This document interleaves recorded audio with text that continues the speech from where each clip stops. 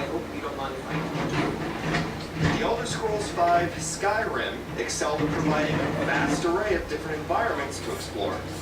The role-playing game's first downloadable add-on, Dawnguard, ups the ante. One of this mini-expansion's greatest joys is its new areas. You investigate a portion of the Oblivion Realm, which has an otherworldly beauty. You travel through a chilly glacial retreat, replete with gorgeous waterfalls and frozen lakes. Dawnguard is lovely and atmospheric. Traveling these areas is a pleasure. The Dawnguard, by the way, is a faction of vampire hunters out to expel the bloodsuckers from the land. Early in the quest line, you make a decision. Side with the Dawnguard or ally with the vampires themselves. Either way, you set off through most of the same areas with most of the same goals, though plenty of the details differ. There is a nice slice of vampire family drama to keep you interested, though as is ever the case with Skyrim, Dawnguard is more about making your own adventure than getting swept up in a linear story.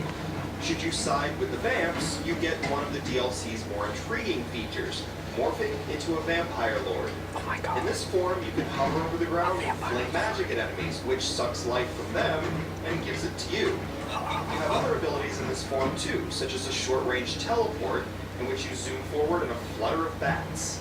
There's also a full perk tree for vampire lords. You don't earn a new perk in this tree when gaining levels. Rather, you earn one after defeating enough enemies by usurping their life energy. You think that roving as a vampire lord would be a treat, and it is in many ways. The form is certainly visually striking, and the array of vicious attacks can make you feel deliciously evil. It's super fun to fling a Falmer around, or to raise a gargoyle from the dead and have him join the fray. But transforming has its downsides. Many areas, including the first ones you visit after earning the ability, have tight passageways that you can't fit through in this form. It's an odd disconnect between the level design and a new feature you want to play with as soon as you have it. Even the simple act of transformation can be an annoyance. It takes several seconds for the transformation to even begin after you hit the button, making you wonder if your button tap even worked. And after that, there's still a long animation to wait through, during which the game generally stutters. Stutters aren't the only glitches you might face. Your companion or members of your faction might turn on you for no apparent reason. The fix? Reload a save game. Several waypoints are flat out busted. You might try and activate an object only to be told you're in combat when you're not, and slowdown can be an issue. In spite of these annoyances, there are moments that greatly shine in the dozen or so hours it takes to complete Dawnguard as either faction. You do battle versus two gigantic foes on top of a precarious frozen lake. You converse with morose spirits and glimpse a spectral horse before it dissipates into the ether. As with Skyrim proper, Dawnguard provides a good mix of conversation, combat, and exploration. And it integrates well with the main game. You learn new dragon shouts, discover tomes that you can return to the College of Winterhold for a tidy sum, solve puzzles, navigate traps, and so forth. If you're a werewolf, you too get a set of perks all to yourself, and there's all new armor to don and weapons to use, like the new crossbows. You can even now do battle while mounted, which feels a bit clumsy, but is a nice touch nonetheless, since you don't need to dismount every time a wolf chomps at you. It's too bad Dawnguard arrives with its own set of bugs, though it's not necessarily a surprising turn of events given the game it expands. The glitches don't fully pull your focus from the add-on's main strengths, however. The new areas and quests make for an attractive and varied journey, and there are fun battles that punctuate an enjoyable and worthwhile addition to a wonderful game. Whether you prefer to avoid the darkness or embrace it, that's a fine reason to return to Skyrim's paradise.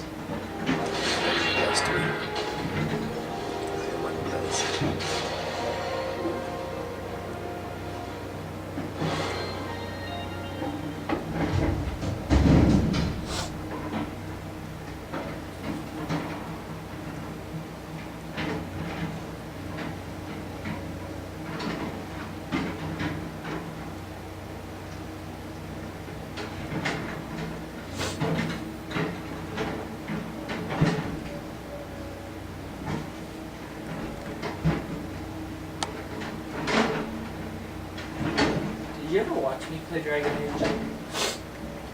Never wanted to. What?